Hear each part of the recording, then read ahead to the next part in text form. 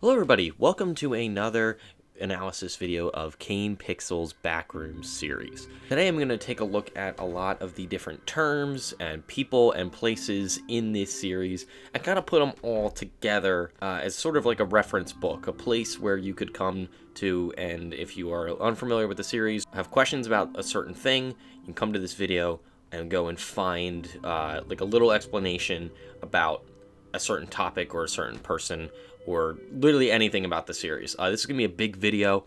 This video is kind of meant to act as a companion piece to the timeline video I made. I didn't have enough time in that video to go into every single detail about all these different people.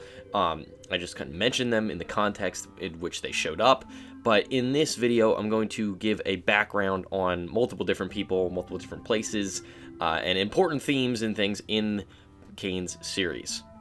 This video is not going to be organized into like person, place, thing. I'm going to organize this in terms of like most important things are going to be in the top of this video, and then things that are less important will be towards the end. I'm going to make chapters in this on YouTube so you can quickly go back and see, and in the description, click on the time code for whatever thing you're curious about, or if you want to like just jump around. So obviously, you can watch this video all the way through, but I'm going to talk about things that are really important to the series, things that are probably the most important right at the beginning, and then the other stuff that's kind of minor or something that's not like overly important to other things I'm going to talk about will be towards the end. So without further ado, let's begin. Perhaps the most important character in the entire Backroom story is Ivan Beck. Ivan's motivations are a mystery. Save for the theory crafting the community has done. Ivan was hired as the vice director of Async to oversee Project KV-31. Ivan has not yet appeared on screen, but he remains the driving force behind all decisions made in Project KV-31 and at Async at large. Based on evidence that the community has gathered and stuff that Kane has posted and then quickly deleted on Discord, we know that Ivan was born in Karlovy Vary, Czechoslovakia on July 16th, 1931. His family eventually then immigrated to the United States, and Ivan began studying quantum mechanics and physics. In 1972, a solar flare overloads an experiment that Ivan is conducting, which gave him his first contact with the Backrooms. We don't know exactly what this contact was, but it was enough to get him started on his journey to end up working at Async and try and pursue to find the complex, to find the Backrooms, and to discover something there. That's pretty much all we know about Ivan. We know that he has a connection to the sea. He has a deep affinity for it. He is most likely the person or the protagonist talking in the video I remember, and Kane himself said that Ivan is both the protagonist and the antagonist of the series, meaning that everything that's going wrong is really Ivan's fault because he's behind this whole thing, but it's also his personal drive that is getting the series moving along, and that is driving every single decision made. So Ivan Beck is easily the most important character in the series, and we will see him at some point very soon, I'm sure. The Async Research Institute. Async is the company that develops the Threshold and Project KV-31. We know from the film that they began as an MRI manufacturing company before Project KV-31 found the Backrooms. It's important to note that Ivan Beck is not the founder of Async, nor is he the director of Async, he's the vice director. There are also different departments within Async. We see in Autopsy Report that there is a Department of Biomedical Sciences that is unaware of the complex's existence. Async is located in San Jose, California. Project KV-31. Project KV-31 is the project behind the development of the Low Proximity Magnetic Distortion System, or the Threshold, which is the portal, if you want to call it that Async uses to access the Backrooms. Ivan Beck is the lead researcher on this project and has full authority over its development. The Department of Energy. The Department of Energy funds Project KV-31 and has an ever-growing presence surrounding Async. James Watkins, the director of the DOE in 1990 in real life and in the series, was given a tour of Async and Project KV-31 during the video Backrooms presentation.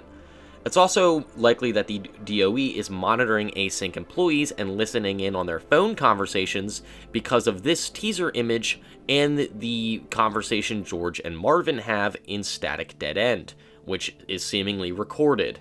The prototype. The prototype refers to an early version of the low proximity magnetic distortion system that Ivan began working on after Overflow. The prototype was tested at Oak Ridge National Laboratory on May 10th, 1982.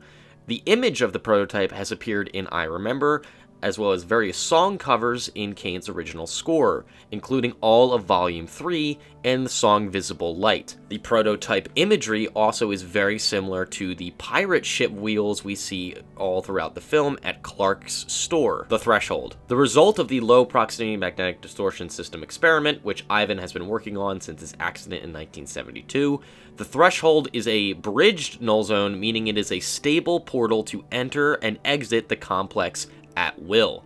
It is the only transparent null zone we have seen in the series so far, meaning that you can see through it into the Backrooms. The Complex. Async gives the Backrooms many names, but the Complex is the one that's used most in the series. Standard. Standard is the name that Async uses for the, quote, real world. Null Zones. Null Zones are the in-universe name for no-clip points, the traditional sense of falling through matter in video games. These zones are areas in which electromagnetic and gravitational anomalies allow for items and people to fall into the complex.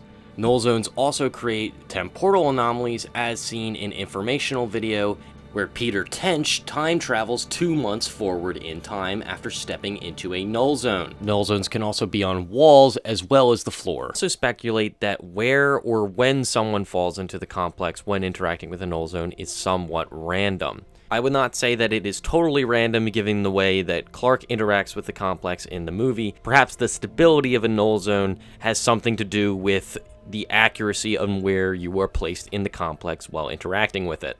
Evidence for this is we see in Found Footage 3, the dad that's in Standard accidentally triggers a null zone while trying to help save Ravi. When he did this, he falls into the complex, but he doesn't enter where Ravi is standing like Clark does in the movie, where he just steps through the wall and he's on the other side of where the null zone is. He could have been sent to that place at a different point in time, or he could have been sent somewhere totally random in the complex. Null zones also vary in stability. The one in Clark's store in the movie is as stable as the Threshold, while others, like the one on the highway, close immediately after they are stepped into or triggered. The Lifeform. The Lifeform is one of the 2 known entities that exist within the complex. We know from Autopsy Report, Pitfalls, and Found Footage 2 that the Lifeform is a collection of mutated Hay bacillus bacteria that sprouts from and uses parts of the bodies of people who die in the complex. We know that the bacteria can sustain parts of human bodies as well as mimic human speech. Every time that the Lifeform has been observed, there has been evidence of humans living and dying in the complex. It is important to note that the Lifeform is not reanimated corpses of people who die in the complex. It is not a zombie type situation. The dead bodies are the source of the bacteria, and the bacteria uses parts of the bodies to mimic speech, to walk, but they are not those people reanimated. Spoilers for the Backrooms movie going forward. Still Life. Still Life is the second of the entities that exist in the complex in Kane's series.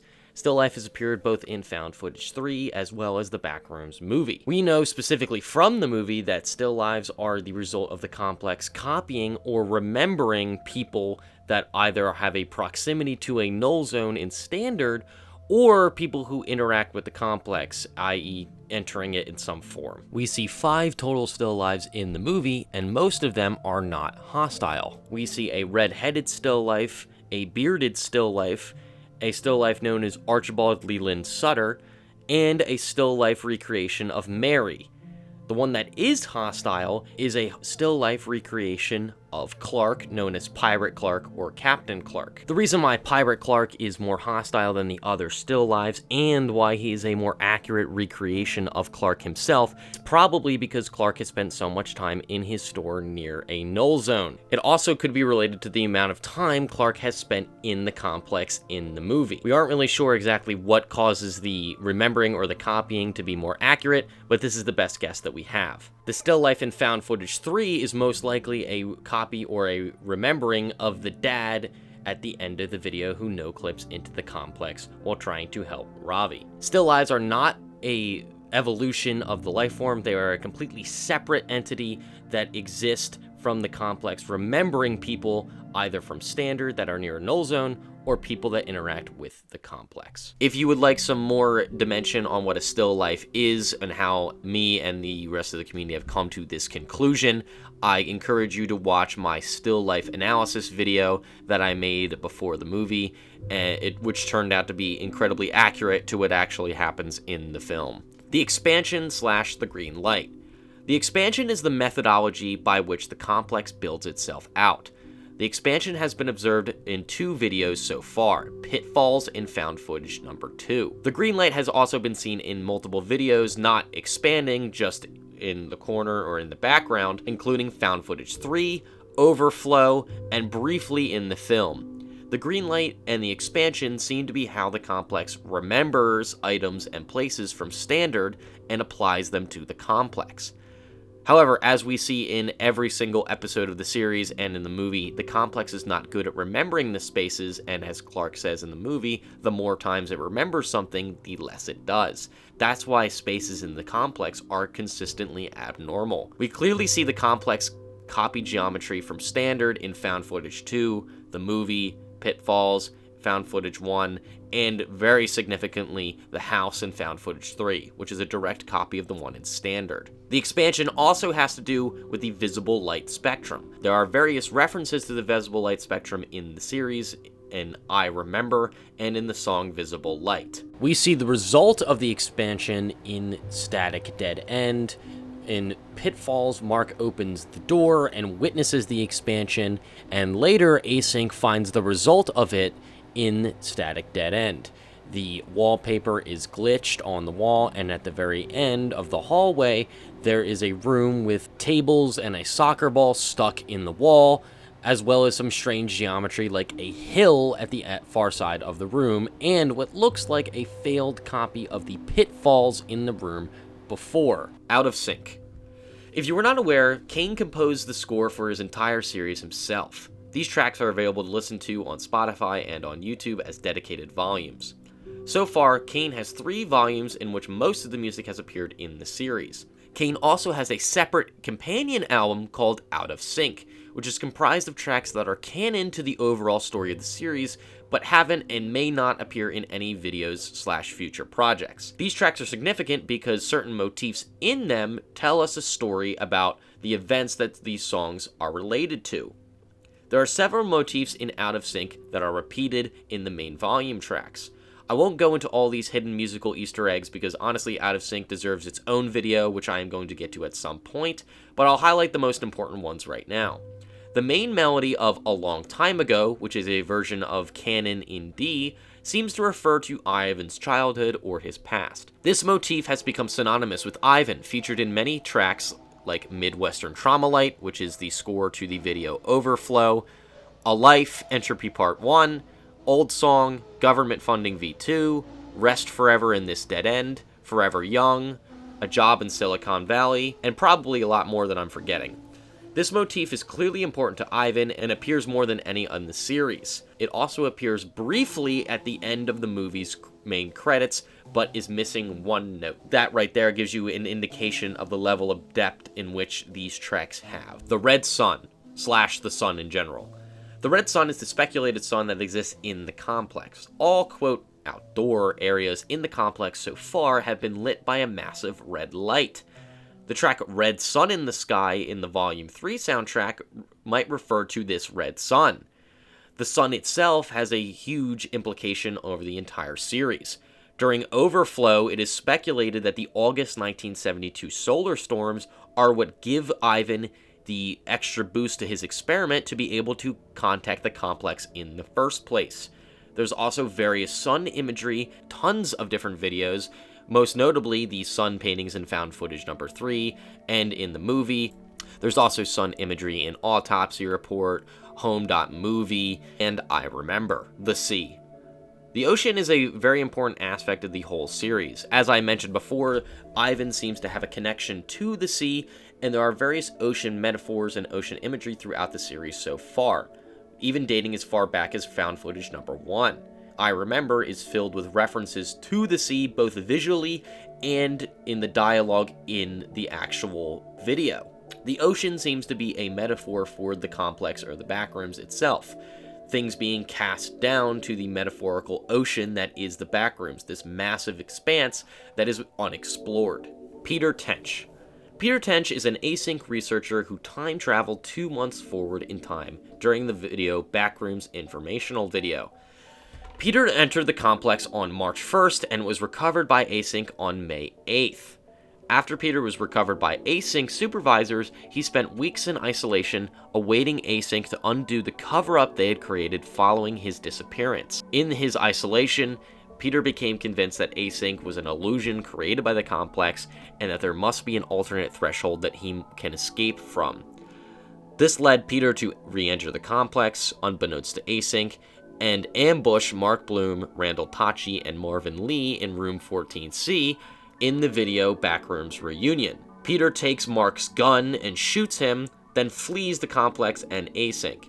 Peter's fate is ultimately left a mystery. Async claims that he was killed by falling into a rock while escaping the facility, but most of the people within Async do not believe that, and neither does the community.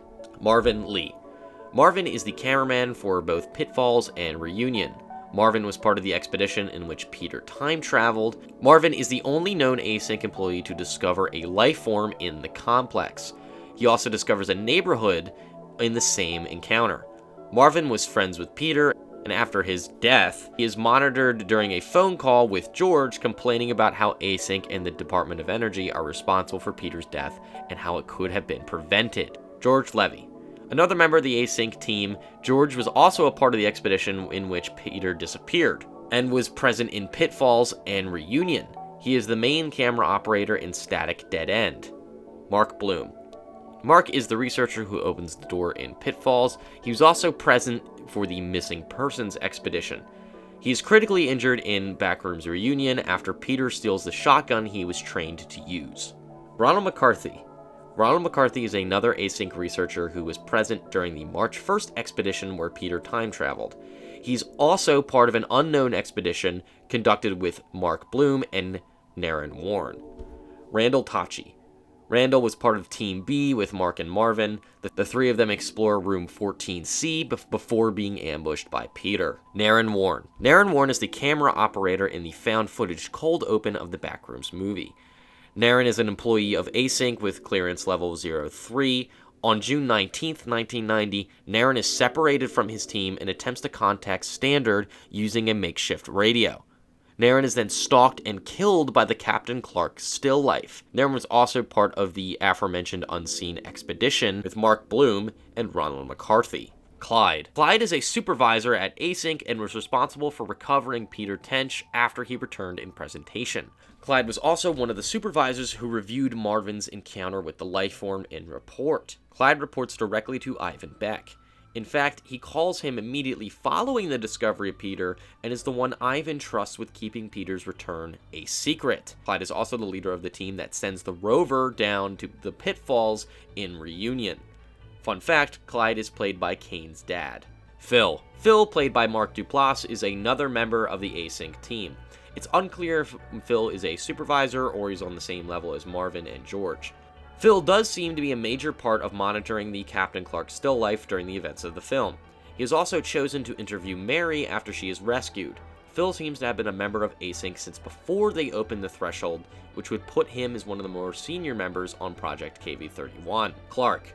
Clark is the owner of Captain Clark's Ottoman Empire furniture store. Clark is down on his luck following a nasty divorce and lives out of his store. In June of 1990, he discovers a Null Zone in his basement and explores the complex.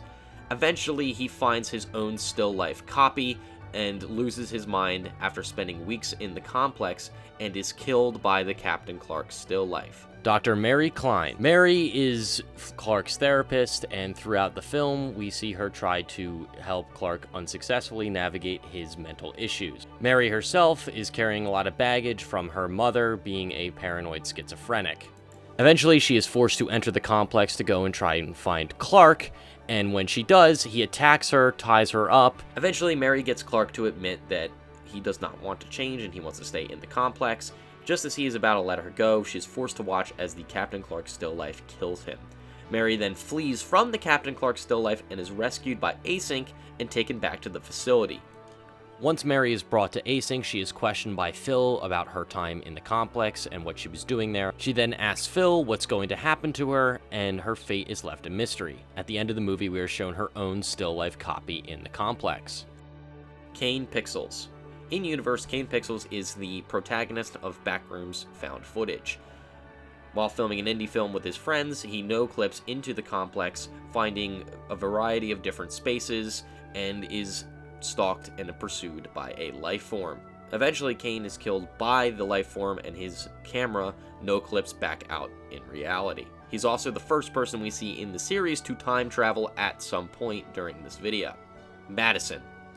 Madison is a name that the community has given to the protagonist of Backrooms Found Footage 2. Madison explores the complex and finds a variety of strange imagery, like distorted dining room chairs, a couch, a hole in the floor, and eventually finds a car that has crashed into the wall, the driver being critically injured, out of the car and dies in a back room and is taken over by a Lifeform. This Lifeform then chases Madison through the complex. As Madison is fleeing, she sees a green light down many different hallways. Eventually, when she's cornered in a dead end, the green light overtakes the room, and her fate is left a mystery. Although it's likely she did exit the complex somehow, as her camera is being watched in the real world. Ravi. Ravi is the protagonist of Backrooms Found Footage number 3. Ravi seems to be some sort of activist or aspiring journalist, as he talks about recording a Monsanto exec basically admitting to fault. Ravi enters the complex after exploring a noise in his basement. Ravi explores a much more advanced version of the complex with much more items than any of the found footage victims have seen so far. Ravi eventually comes across a still life and is pursued by it. After Ravi flees from it completely, he comes across a house where a null zone allows him to speak to the owner of the house in the real world. The dad on the other side of the wall tries to help Ravi out of the complex by removing some of the wainscoting on his wall. Unfortunately, triggers a null zone when this happens and falls into the complex, leaving Ravi alone and presumably to die in the complex. It's unknown how Ravi's footage is recovered. The Yellow Wallpaper. The Yellow Wallpaper is a short story written in 1892 by Charlotte Perkins Gilman. This is a short story about a woman experiencing postpartum depression who is left to recover at a seashore home and locked in a room with yellow wallpaper. After a few months stuck in the room, she starts to hallucinate that there is a woman in the pattern of the wallpaper that is trying to get out. And then at the end of the story, believes herself to be the woman that was trapped inside. This short story was actually used for the A24 promotional material for the Backrooms movie, and it contains a foreword written by Kane. The foreword comments on various different trends in society, of society feeling trapped in an over-mechanized world, a lot of things that are very, similar to the idea of the Backrooms and the theme that this whole series is going on with. I encourage you to go read it for yourself and form an opinion on it. I don't have enough time while making this video to read it out here, but I encourage you to go take a look at it, and maybe I'll analyze it in a different video. A-Space. A-Space is the name that Async has given to the development of the complex that they are trying to sell to the Department of Energy and the United States government. Through A-Space, Async says they can develop residential space, corporate space, and commercial space for people to use and live in and just exist inside the complex. Async's whole plan here is to curb government spending on property development and management by allowing to sell places in the complex for people to live and people to work. That is their entire goal. That is what they are using to try and get funding from the United States government. That is going to be it for today's video. That was a lot of terms. I tried to get as many in this video as I thought was really important and was really necessary. There are stuff that I missed. There are things that I did not talk about, but this series is such a huge thing that I can't even, it's really hard to get everything in one video.